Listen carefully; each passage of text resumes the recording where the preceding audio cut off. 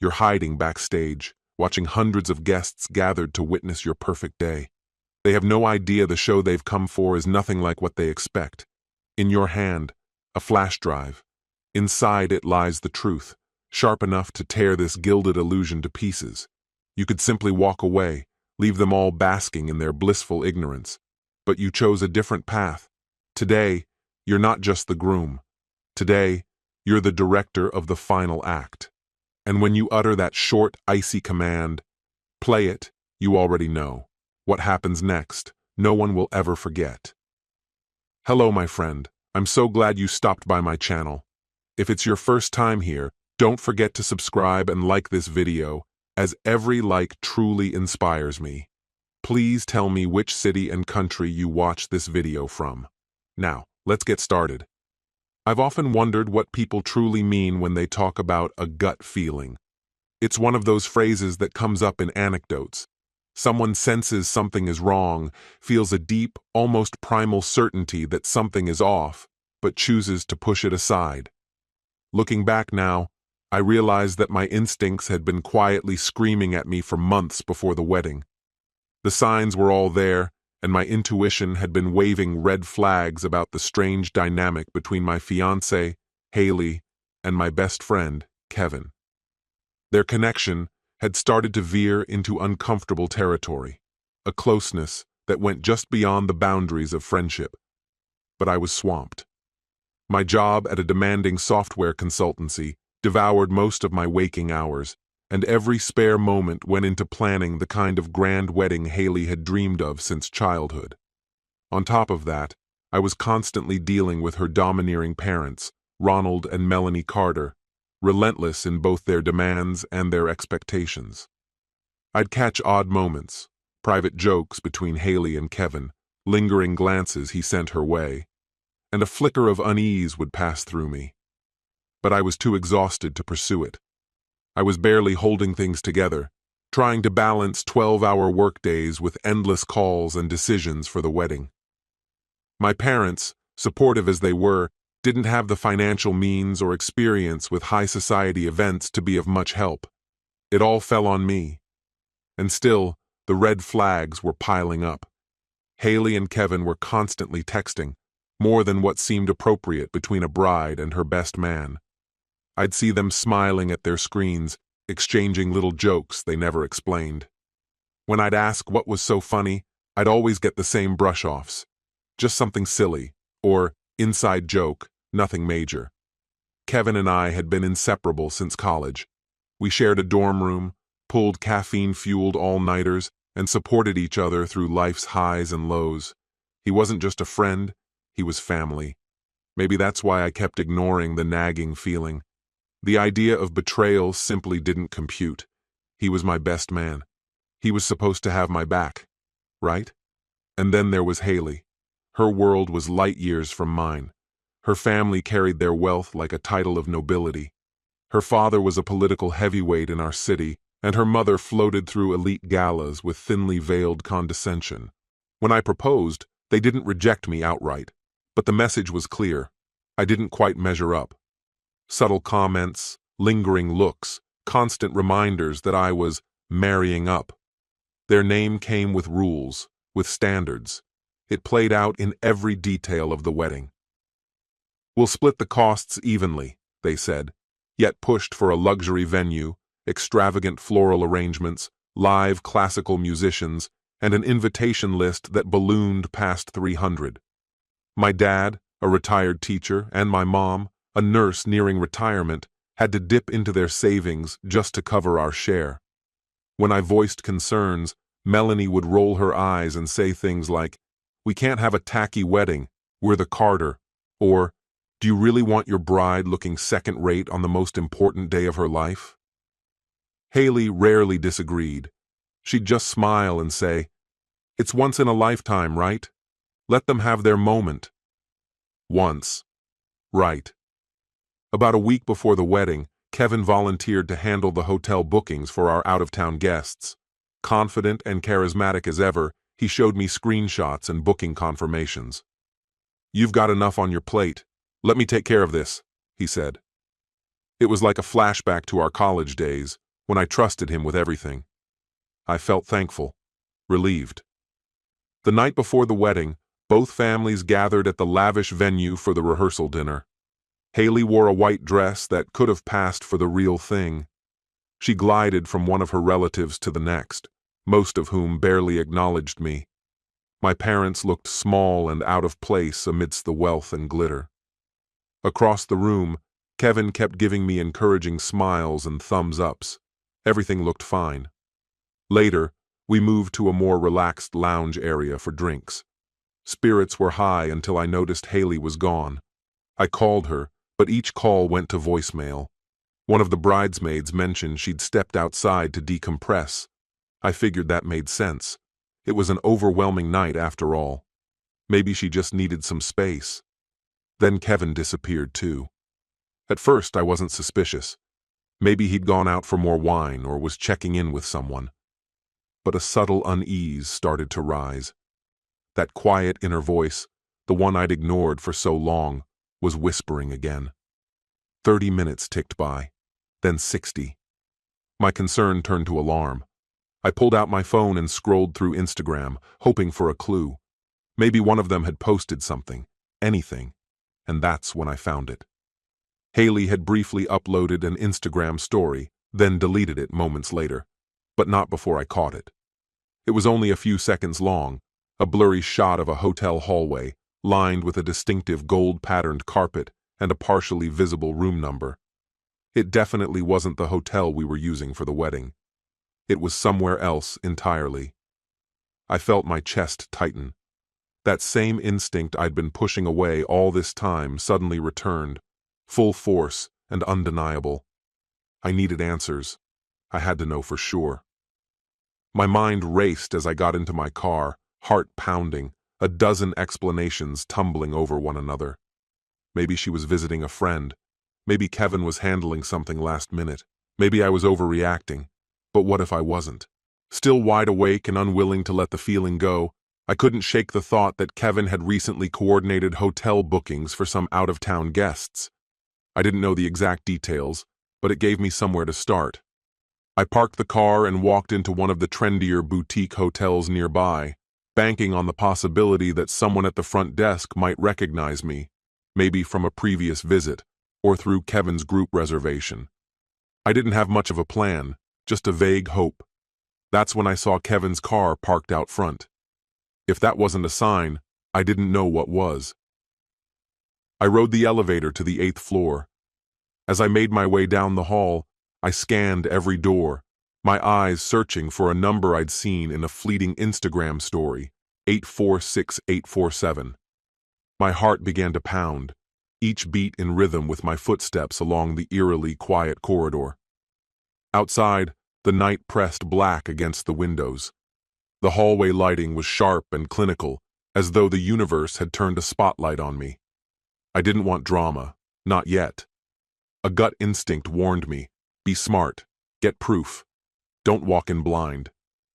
I leaned in and pressed my ear to the door of room 847. Nothing. Just silence at first. Heart hammering, I tried the handle. It turned. Only the electronic lock kept it shut. Ironically, Kevin had given me a master key card a few weeks back, calling it a just-in-case for any last-minute wedding mishaps with guest rooms. I pulled it from my pocket, slid it through the reader. A soft green light flickered. The door clicked open. They gave me the very tool that would expose them. I thought bitterly, stomach tightening. I stepped inside soundlessly. The room was dimly lit, shadows slipping across the walls. I heard soft voices, private, close. My blood began to seethe. On the king bed, Haley was sprawled out beside Kevin, her hair messy, skin glowing in the low light. She was lying sideways, and Kevin was above her, bent close. Their whispers were low, indistinct. But then she laughed, a quiet, familiar laugh, and that was enough. That sound broke the last piece of denial I'd been clinging to. Rage surged through me, and my hands curled into fists almost involuntarily. I wanted to storm in, drag Kevin off her, scream. But something colder, smarter, held me back. Not now. I needed undeniable proof. The wedding was hours away. I wanted them walking toward that altar thinking I knew nothing. I wanted the reveal to burn. Let them think they'd fooled me. My hands shook as I pulled out my phone and opened the camera. I zoomed in, thumb hovering over the record button. I wanted the truth documented exactly as I saw it. I hit record, just a few seconds, enough to capture the betrayal in high definition. Haley's face, Kevin's posture, the timestamp. They were completely unaware. I heard Kevin murmur something about never being caught. Haley responded with another laugh, quieter this time. The camera picked up every syllable. Perfect. I was shaking with fury, but didn't move. Didn't make a sound. There'd be no confrontation. Not yet. I repeated that to myself, like a chant. Once I had the footage, I backed away slowly, keeping them in frame as I moved. Their voices, their closeness, all of it recorded. Then I slipped out the door, just as quietly as I'd come in, and bolted down the hallway like I was carrying dynamite. Outside, the cold hit me hard, snapping me back to myself. My heart raced like I'd just finished a sprint. Anger surged through me in relentless waves, pushing me toward a scream or collapse. In my hand was the evidence, solid, unshakable proof of betrayal. I forced myself to breathe deeply, then climbed back into the car and drove without direction until I stumbled on a 24-hour diner. I slid into a ripped vinyl booth and pulled out my phone. The footage was damning. No room for misunderstanding. That's when the idea for revenge began to take shape. If they thought I'd be their fool and let it slide, they were wrong. Tomorrow wouldn't just be a wedding, it would be their reckoning. I didn't sleep a single second.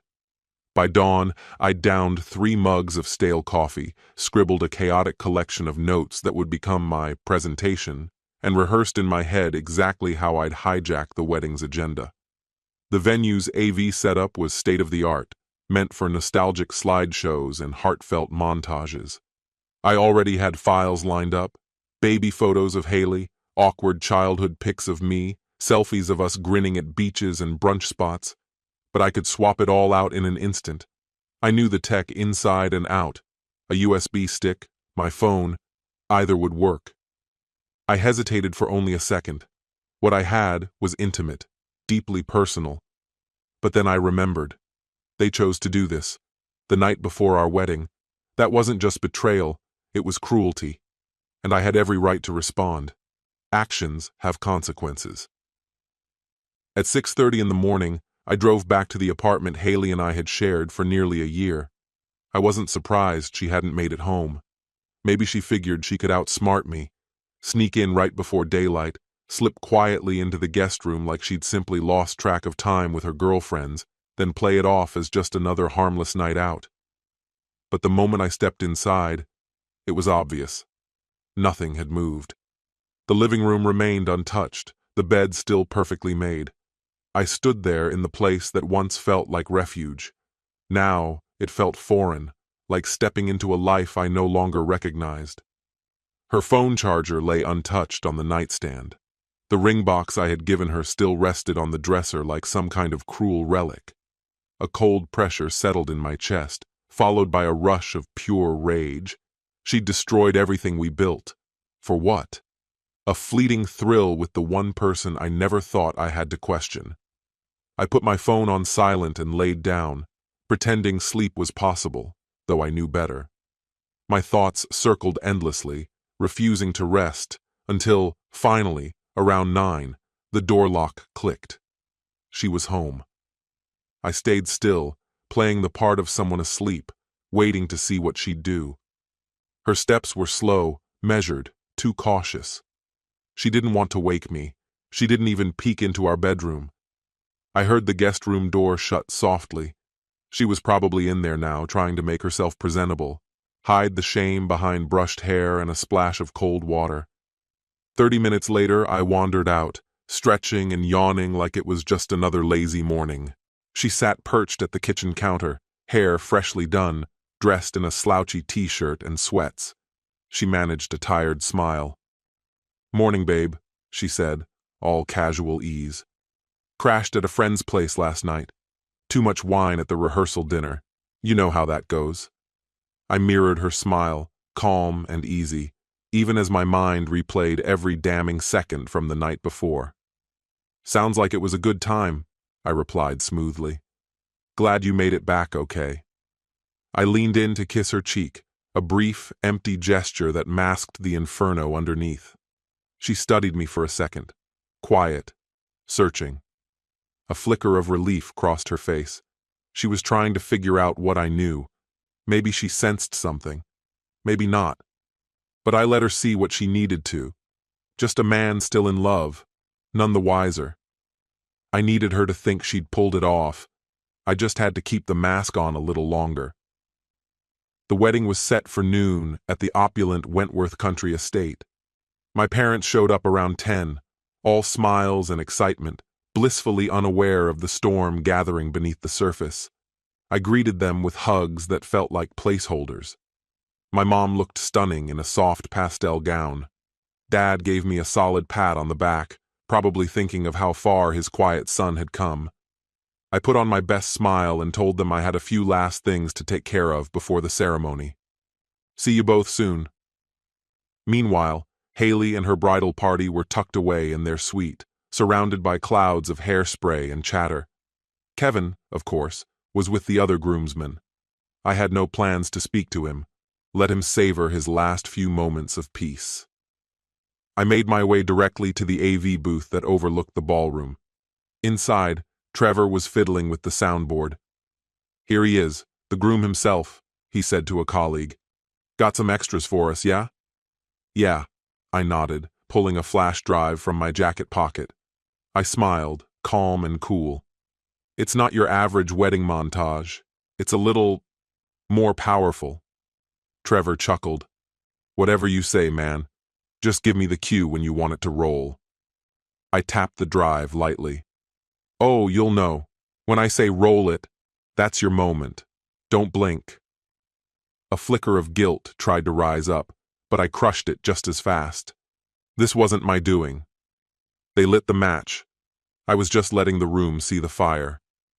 The ceremony was scheduled for noon, set in the estate's grand ballroom, a place straight out of a fairy tale, all sweeping arches, glittering chandeliers, and rows of seats arranged with surgical precision.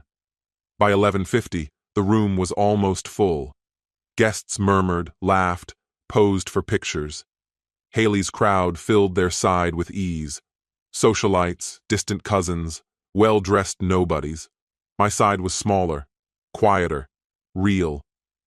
Tradition said I should have been standing at the altar, next to the officiant, waiting for the music and the bride. But as the minute hand crept toward 12, I was nowhere to be found. The officiant, a family friend of Haley's father, fidgeted nervously. Haley's dad kept checking his watch. My mom wrung her hands, and Melanie Carter, in her polished lilac suit, leaned toward a guest and whispered with glee, "Where is Derek?" "He always this unreliable?" she muttered, never passing up a chance to take a jab. Somewhere backstage, Haley must have been panicking. I wasn't there to see it. I was upstairs behind the curtains, watching the murmurs ripple across the crowd. At 12:01, instead of music, silence took over. Uncertainty swept through the room like fog. Right on cue. I walked calmly back to the AV booth. Trevor was tense, waiting. "We're running a little late," he said. "Everything okay?" "Perfect," I said. My voice was tight but sure. My heart thundered, but the fury steadied my hands. It was time. I pressed the mic button. My voice echoed through the ballroom, cutting sharp through the silence. "Good afternoon, everyone." Every conversation stopped. Heads turned, eyes searched the room. They had no idea what was coming next, but when they looked to where I should have been, they found nothing. A ripple of unease passed over the gathering like a cold wind. Haley's father stood abruptly, eyes scanning the room with increasing alarm. Her mother clutched her chest, her mouth parted in silent confusion. "Is someone there?" the officiant asked hesitantly, his voice uncertain and tremulous. "Good evening, everyone." My voice boomed calmly through the speakers, though inside I was ice and fire. There's been a change of plans. In fact, there won't be a wedding today. The silence cracked like dry kindling catching flame. Murmurs erupted into shocked exclamations.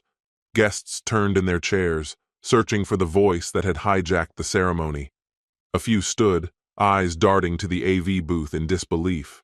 Somewhere backstage, Haley must have been unraveling. Trevor glanced back at me, stunned. I nodded once. He fumbled to plug in the USB, waiting for my cue. "Please, before anyone jumps to conclusions," I said into the mic, the words echoing crisply, "I'd like you all to watch something. Just a quick video. Trevor now." The looping slideshow of sweet memories, photos of me and Haley grinning at the beach, dancing at parties, celebrating birthdays, vanished from the projector. For a beat, the screen was pitch black. Then came the grainy footage, shaky, unpolished, unmistakably real, captured only hours earlier. Haley and Kevin, limbs entwined in tangled sheets, their voices unmistakable, intimate, oblivious. The date and time burned into the corner like a branding iron. I had edited it just enough to spotlight Kevin's face when he turned, still clueless I was even there. The camera zoomed in. The timestamp didn't lie. The wall clock behind them confirmed it. It was the night before the ceremony. Gasps shattered the stunned quiet. Then came a hush so deep it throbbed. Whispers rose like a tide, turning into a storm of horror and disbelief. Several guests remained frozen, hands over mouths. One of Haley's great aunts let out a strangled cry. "Merciful heavens!" Ronald Carter stumbled backward in shock. Melanie's face twisted like she'd bitten into something rotten. Kevin, probably still tucked away with the groomsmen, would be catching on right about now. A little late for redemption. Even from the AV booth, the growing cacophony of shouts and hurried footsteps was clear. The officiant stood motionless, staring at the screen like it might bite. Somewhere, a bridesmaid sobbed. From the sidelines, someone shouted desperately, "Turn it off!" I let the clip run for just 10 unbearable seconds, just long enough for the truth to pierce. The timestamp, the betrayal, Haley, my best friend. Then, with a tap, I ended it. The screen faded to black. The chaos didn't. Guests began rising, arguing, gasping. Trevor looked like someone had hit him with a brick.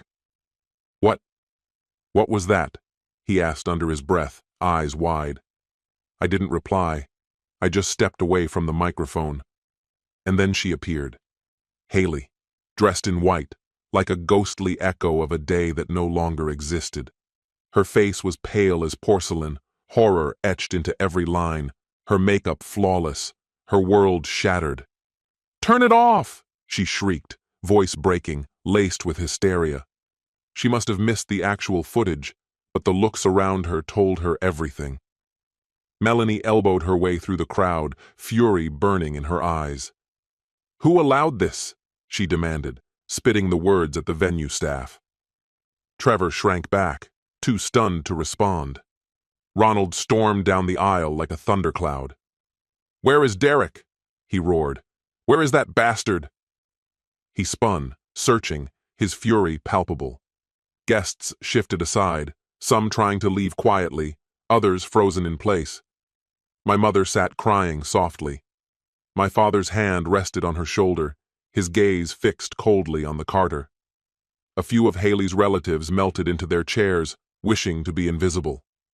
A woman near the front slumped forward.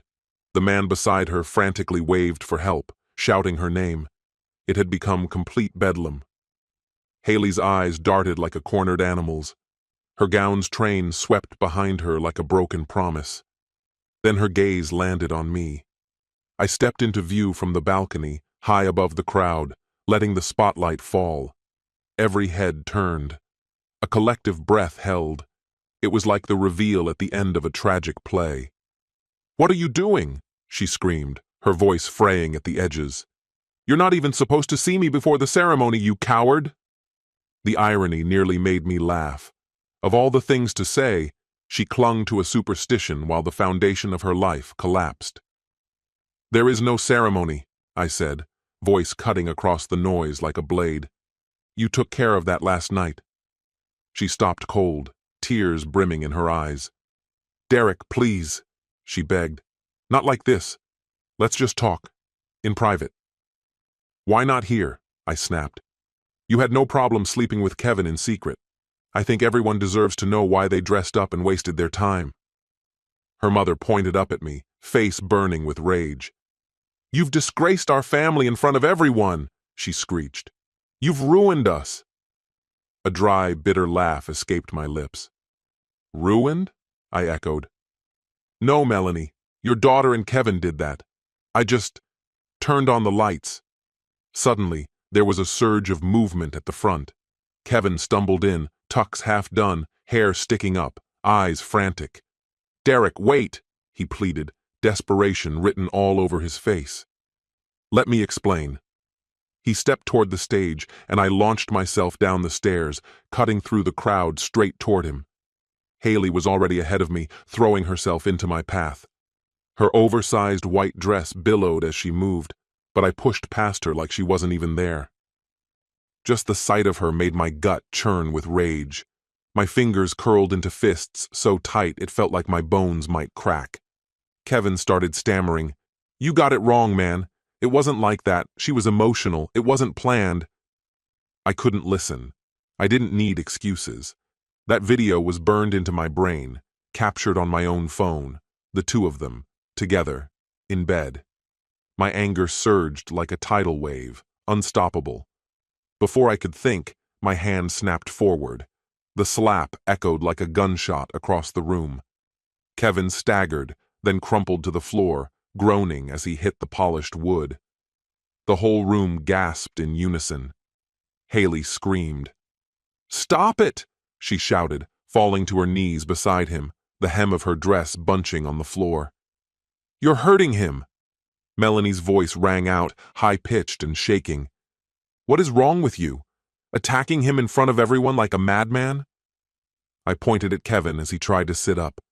"He's the one who should be ashamed," I snapped. "He and your daughter orchestrated this whole lie, played me for a fool, behind my back, in front of all of you. Now everyone sees the truth." Silence swept over the room like a blanket. Haley looked up at me, her face streaked with tears. "Derek, please. I'm sorry. Just stop." I turned toward the sea of stunned guests, some already lifting their phones, recording the train wreck as it unfolded. "Thanks for coming," I said bitterly. "Really. But there won't be a wedding. No vows, no cake, just honesty."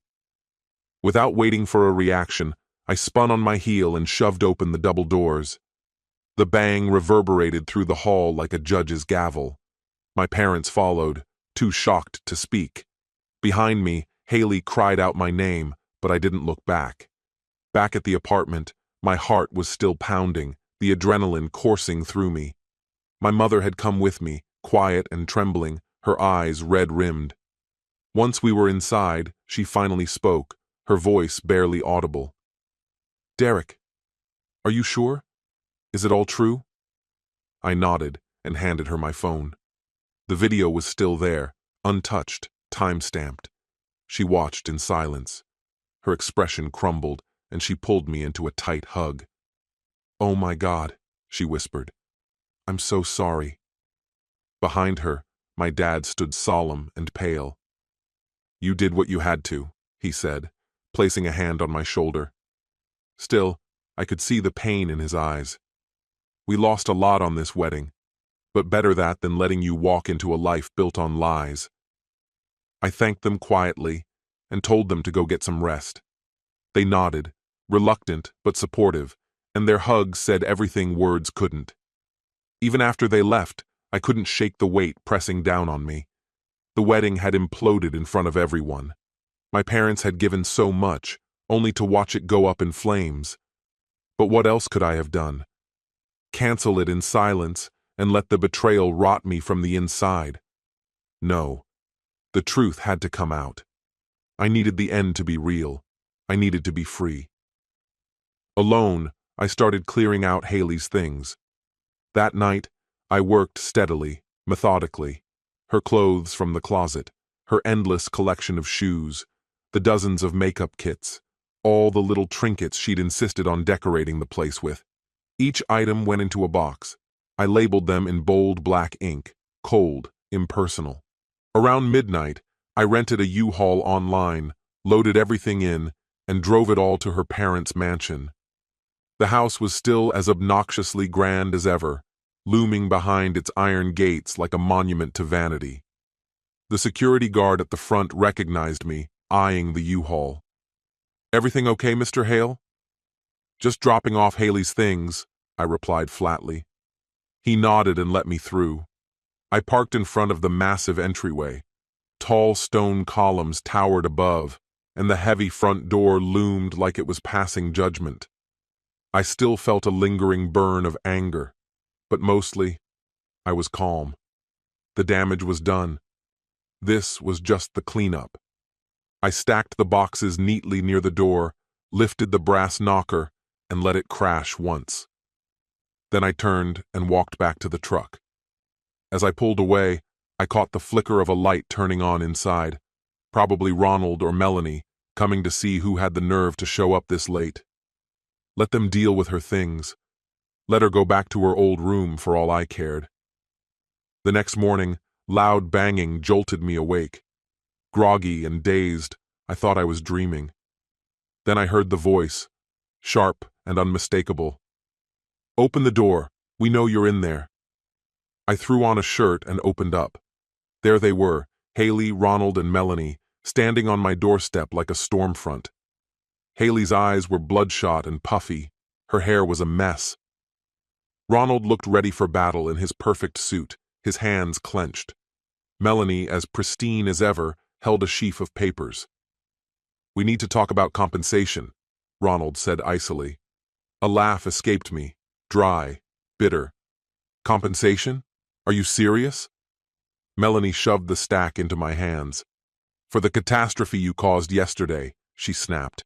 "The expenses, the accommodations, the food, all the arrangements you destroyed with your little outburst." I flipped through the pages. Clean, itemized, ridiculous. Then I looked up, my voice firm, controlled. "You do realize your daughter slept with Kevin last night, right?" I'm certain they were the catalyst for everything unraveling. Haley's face twisted in rage. "You had no right to ambush me like that in front of everyone. If you were second-guessing things, you could have stepped back quietly." "I was well within my rights," I fired back, the anger bubbling up again. "You and Kevin embarrassed me first. I simply returned the favor. Actions have consequences. Don't play the victim now." Ronald's voice thundered. "We covered 50% of that wedding. And your side contributed the other half, sure. But the total went way beyond both your inputs," I countered. "What we spent blew past your combined contributions. And now you're demanding reimbursement? Let's say 15,000. That's a fraction of what was lost." My jaw dropped. "You seriously think I owe you 15 grand for a wedding your daughter torpedoed?" Melanie's lips curled in contempt.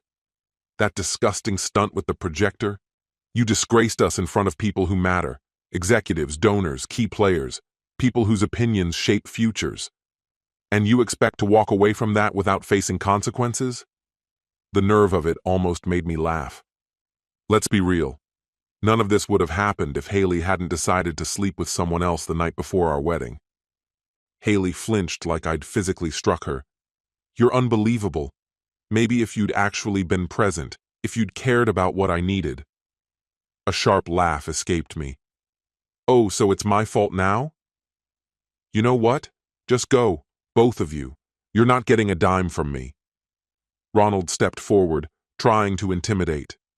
"Do you even understand who you're going up against? You've said that before, but here's what you forget. I have the footage. Your daughter. Time-stamped. Crystal clear. If you want to escalate this, go right ahead. Let's see how your donor base enjoys the encore." The room went still. Ronald's face darkened, but he didn't press further. Haley's demeanor shifted. She moved closer, her eyes shimmering. Derek, please. We had something real once. Don't throw it all away over one mistake. One mistake? My voice cracked with disbelief. That wasn't a misstep. That was a decision. You got caught, on video. There's no coming back from that. Now get out of my life. Ronald's shoulders sagged. He realized he had no leverage left.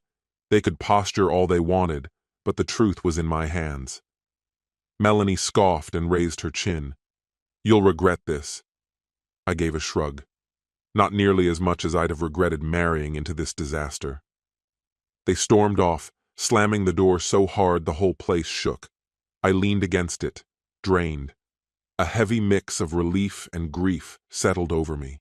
No ceremony, no bride, no best friend. It wasn't the victory I'd once imagined, but it was still a win. Word spread fast, messages poured in, some supportive, others shocked, a few past judgment.